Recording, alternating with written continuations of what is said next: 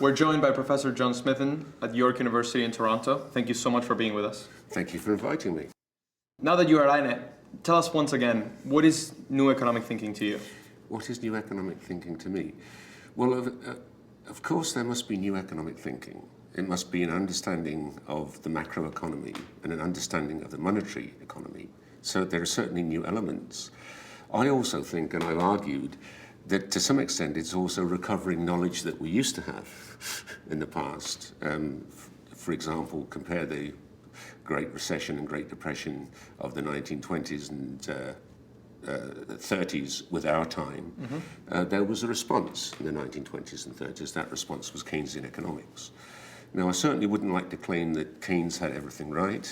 Certainly there needs to be new elements to be added to that kind of thought. But there's also knowledge which needs to be recovered, I think. What do you think that we've done, if you think about it comparatively, the way that you've just outlined, Yeah. What do you think we've done better this time and worse this time? Well, better this time is that there is a kind of residual understanding that, for example, you don't balance budgets in a recession, and that you can use deficit spending to get through the recession.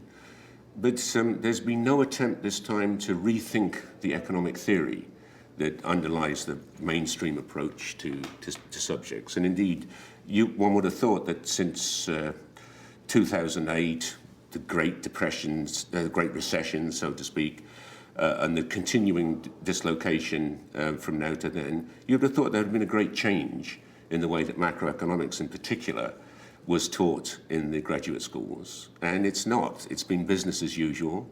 It's been, and to me, business as usual seems almost to be a studious attempt to avoid addressing the key questions of monetary economics. So what you're saying is that we haven't asked the questions of what was wrong about the methodology. Yes, precisely that. I mean,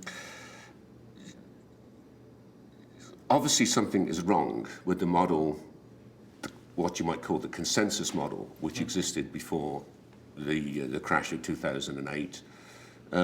You would have thought that, one would have thought, that there would have been a rethinking of those premises and a working out of new economic thinking, as you say, in order to put the economy back on track. What seems to have happened instead is a doubling down, so to say, on the methodologies which existed and have been holding sway for the last 30 years. So how do we change that? How do we break free from the old paradigms and try to insert new thinking or even rediscover old thinking? Yes, well, the way I would start is think about what are the methodological problems which exist in what I might call mainstream macroeconomics as currently pervade. And there are numerous ones. One I would say is simply the fundamental premise of neoclassical microeconomics, mainstream or neoclassical microeconomics, which is that what economic activity is about is simply barter exchange, the exchange of one set of goods for another. Some years ago, Dudley Dillard referred to that as 25 years ago, the barter illusion. The second thing, which is obvious to every graduate student that goes through graduate school, is the virtual identification of the term economic theory with the use of stochastic and differential calculus to solve the problems of the so-called representative agent.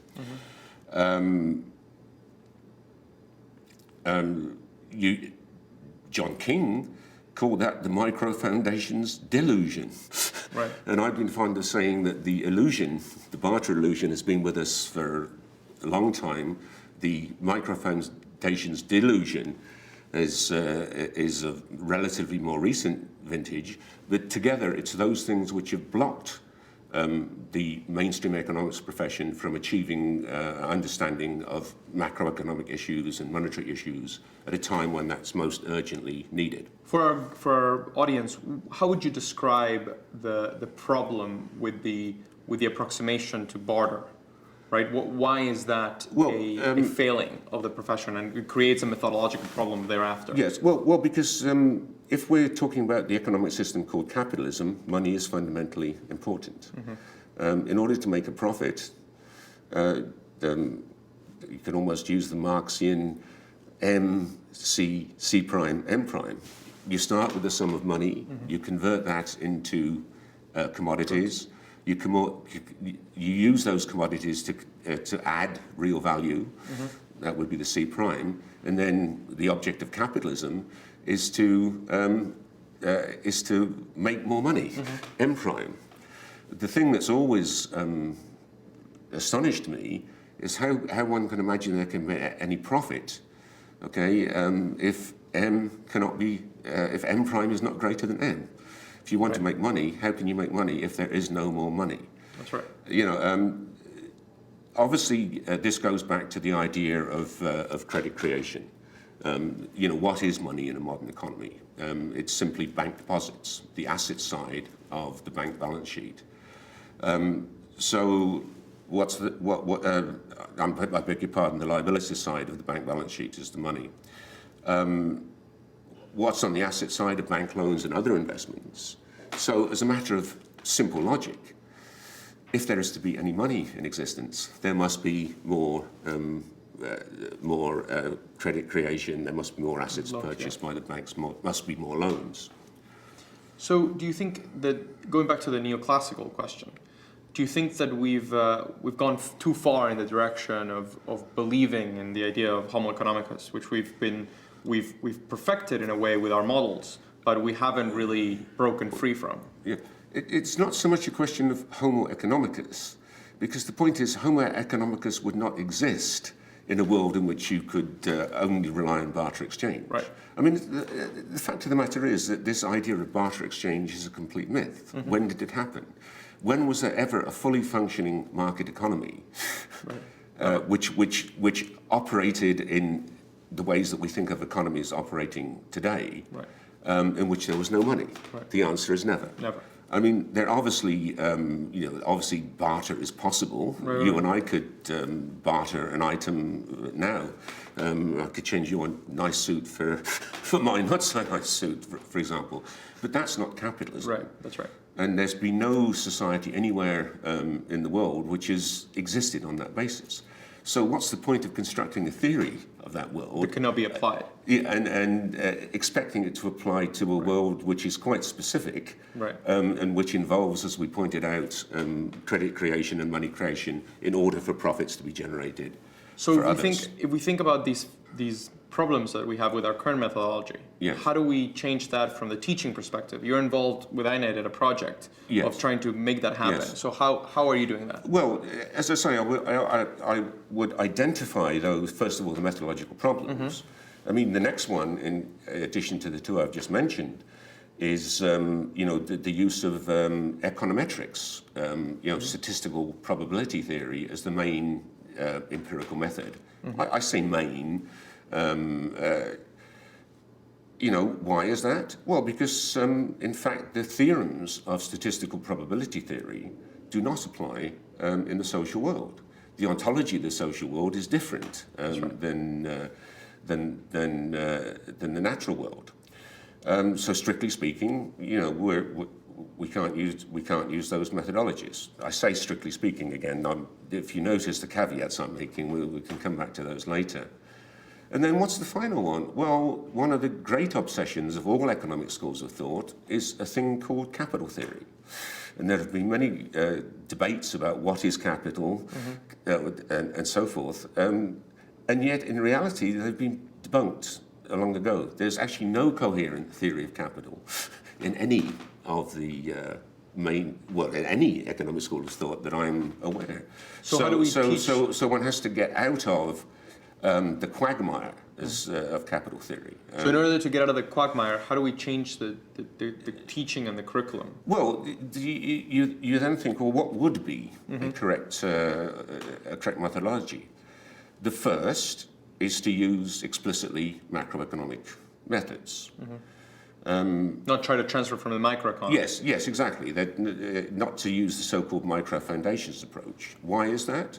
Well, I would say that the nature of money both necessitates a macro approach. Money is the sort of thing which creates organic unity, if you will, in the system. If it necessitates a macro approach, then it more than justifies a macro approach. You know, that's point one. The next thing I think should be done is the use of relatively small models. You know, obviously, these days we can have you know, large-scale computer models with multiple equations. I think it's important, even if we do use technology, you know, to solve the models, to keep not to have a black box, so to speak. You know, the workings of the model should be comprehensible, both to the creator of the model and the user of the model. The third point comes back to the issue that we were discussing before, which is we have to take seriously the idea that money and credit creation, so-called endogenous money, is crucially important in the capitalist economy. Now, that's been, I would say, the collective contribution of various heterodox school of thought. I stress collective because there are numerous claims of priority in the scholarly world, as you know, but I'm thinking of post-Keynesian theory, both structuralist and horizontalist. I'm thinking of circuit theory, Franco-Italian circuit theory. I'm thinking of so-called modern money theory. The collective contribution of all of those schools of thought has been to emphasize the importance of endogenous money and bank and credit creation. And bank credit and bank credit creation. So, what's the fourth one? Well, in the general theory, Keynes said something along the lines that we should restrict our units of measurement to two things. One, a measurement of employment, some measurement of employment. The second, measurements of, and this is my interpolation, real money value. In short, we're simply relating the GDP, shall we say, to some measure of labour inputs. Right. Why do we restrict our units to those two only? It's to avoid the quagmires of capital theory. Right. Now, obviously, as we started off by saying, you know, it seems like I'm advocating a step back to the past, and yes, that is true to a certain extent. That can be a good thing. Yeah. One way of moving is to return to the methods of Keynes, the later work of Sir John Hicks, the work of post-Keynesians, macroeconomics in that style. But does that, though, mean that there's nothing? I mean, this conference is about innovation. Right. There's nothing from the 21st century that we can add to that mix, and I think no. And if you add up the methodological problems I've identified with the mainstream school, if you counterpose those to the remedies I've suggested, then it seems to me that an obvious method which uses 21st century technology would be, what should I call it, non-stochastic numerical methods, that is to say, computer simulation methods, and specifically in discrete time. Remember, I drew attention to, you know, the inapplicability of differential calculus. Right. So let me try to reconstruct that phrase, if I possibly can.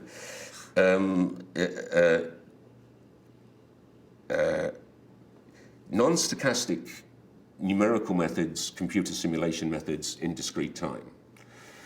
What's the advantage of those methods? Well, they provide a simple theory. You know, they provide a way of sort of getting back to the old style macroeconomics. And they do two things specifically. Potentially, they provide a method of handling fundamental uncertainty. Again, I referred to the inapplicability, shall we say, of the theorems of statistical probability theory in the real world.